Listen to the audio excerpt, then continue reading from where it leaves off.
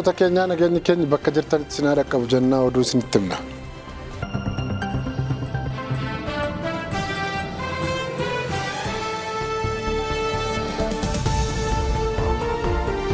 Dhaabbanni geejjiba galaanaa fi loojistikaa Itoophiyaa baatilee 6 darban keessatti qarshii biiliyoona 46 argachuu ibse. Geejjiba galaanaa fi loojistikaa Itoophiyaa ji'oota 6 darbanitti tajaajila geejjiba galaanaa fi gogaa irraa galii qarshii biiliyoona 46 fi kitila 800 argachuu beeksiseera. Hojii gaggeessaan geejjibaa fi loojistikaa galaanaa Itoophiyaa Obbo Bariisoo Amaloo raawwii piroojektota faayinaansii fi kaapitaalaa ji'oota 6 jalqabaa bara baajatichaa ilaalchisuun kaleessa amajjii 23 bara 2017 bakka lakkoofsa Gi'iziitti ibsa kennaniiru.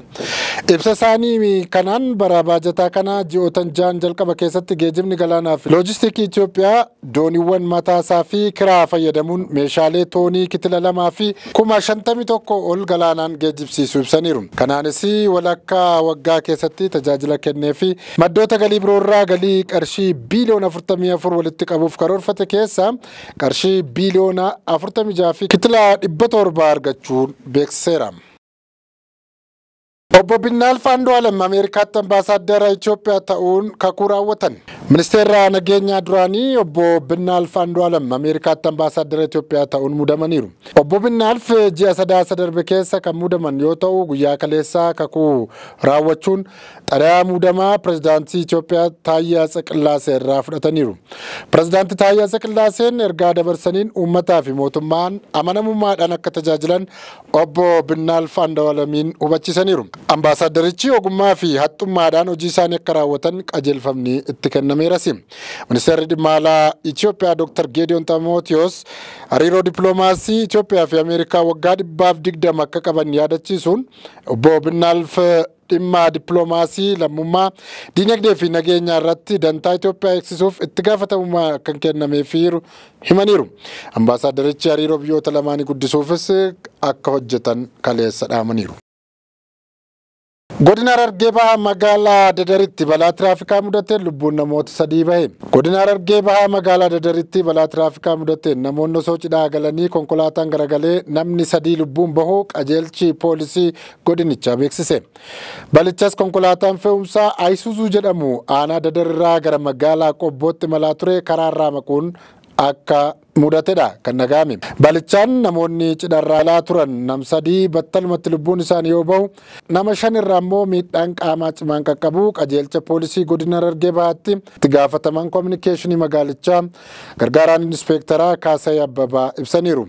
Ka'umsi balichaas halkan ariitiidhaan konkolaachisuurraan akka ta'edha kan dhagahame. Naannoo Affaaritti haleellaa xiyyaara nammaleeyyii humnoonni waraanaa Jabuutii raawwataniin namoonni 8 ajjeefaman. Naannoo Affaar aanaa Eldaar ganda Siyaaruu naannoo daangaa Itoophiyaa fi Jabuutiitti dhiyoo argamutti haleellaan xiyyaara nammaleeyyii amajji gaafa 30 bara 2025 raawwatameen yoo xiqqaate namoonni 8 ajjeefamuu jiraattonni Addis Istaandardiitti himaniiru. Namoota du'an keessaa dubartii ulfaa fi obbolaan 2 kan argaman yoo ta'u namoonni biroo 4 miidhaa cimaan irra gahee lamaan isaanii yeroo ammaa hospitaala Duubtii jedhamutti wallaansa argachaa jiraachuu maddeen irraa odeeffadheera jechuun Addis Istaandard baaseera. Namoota ajjeefaman keessaa Muhammad Aidahis Gama Ali Orbis, Kaakoo Ali Orbis, Ali Muhammad Kaakoo fi Aisha Baddul Ali kan jedhamanidha. Dhaabbanni mirga namoomaa biyyattii keessatti socho'u liigiin mirga namoomaa Jabuutii haleellaan sun daran lubbuu namaa kan galaafate ta'uu ibsuun dubartoota 4 dabalatee namoonni 14 du'aniiru jedhe. Kana malees dubartootaa fi daa'imman dabalatee namoonni biroo hedduun akka miidhamanis jaarmiyaan kun ibseera. Dhaabbatichi ibsaa amajjii 31 bara 2025 baaseen haleellaa sana yakka waraanaa itti yaadamee namoota nagaa Affaar irratti xiyyeeffate jechuun balaaleffateera. Akkasumas haga yoomiitti Tarkii fi Chaayinaan mootummaa Jabuutii namoota nagaa drooniin ajjeesuu hidhachiisanii jechuun deeggarsa biyya alaa waraanaa Jabuutiif godhamu qeeqeera. Waggoota darban keessa walabdeen mootummaa Jabuutii fi hidhattoota Firaad jedhuutti hammaatee kan dhufe yoo ta'u gareen sun humnoota nageenya biyyattii irratti haleellaa raawwachuu isaatiin himatamee ture. Uganda magaalaa Kampalaatti weeraraa Iboolaa akka haaraatti ka'ee hojjetaa fayyaa ajjeesuun dhagahame. Ministeerri Fayyaa Yuugaandaa magaalaa guddoo biyyattii Kaampaalaatti weerarri vaayirasii Iboolaa haaraa ka'uun mirkaneesseera.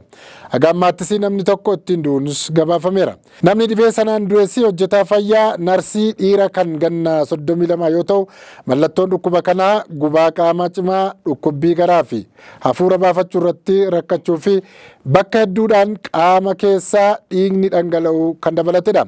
Namni kunis roobii darbe hospitaala biyyaalessaa Mulaangoo kan kutaa daldala bulchiinsa giddugaleessa keessatti argamuttidha kan du'e.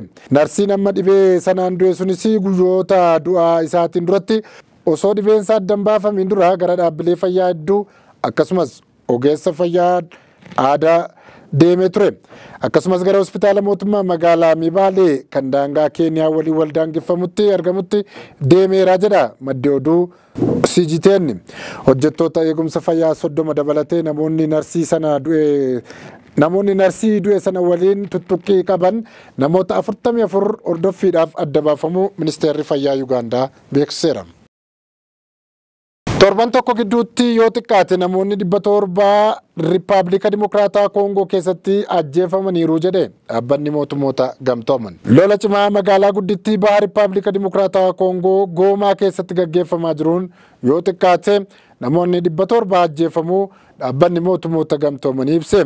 Dubbii himaan dhaabbatichaa Steefan Dujaarik akka jedhanitti taanaan finciltoonni M23 jedhaman kan Ruwaandaan deeggaramu jedhamuun shakkaman magaalaa guddoo bulchiinsa kaabaa Kiivuu yeroo to'atanitti namoota 2,800 irratti miidhaa geessisaniiru.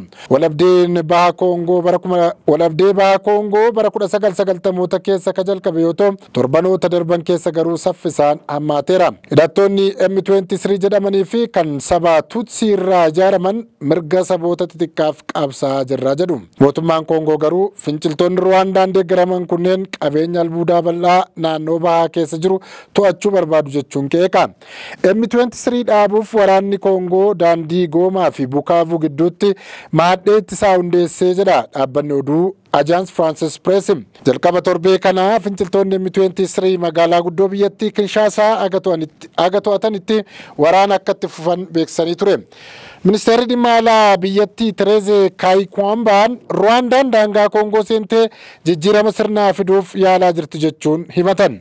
Akka isaan jedhanitti taanaan hawaasni addunyaa pirezidaantiin Ruwaandaa Paul Kagameen waggootan 12 darbaniif adabbii malee seera idil addunyaa akka cabsu hayyamuu isaanii ibsaniiru. Dubbii himtuun mootummaa Ruwaandaa Yolaande Makolo himannaa sana haaluun loltoonni biyyattii kan bobbaafaman walabdeen kun gara naannoo isaanii akka hin ceene to'achuuf qofaadha jedhan. Waraanan barbaannu biyyattii to'achuufis fedhii hin qabnu akkasumas jijjiirama sirnaa irratti fedhii hin qabnu kun biyya keenya miti jechuun qeeqaniiru aangaa'aan kun. Akka ogeeyyonni mirga namoomaa dhaabbata mootummoota gamtoomanii bara darbee tilmaamanitti Ruwaandaan loltoota 3,000 4,000 kanneen M23 cinaatti socho'an baha Koongoo keessaa qabdi.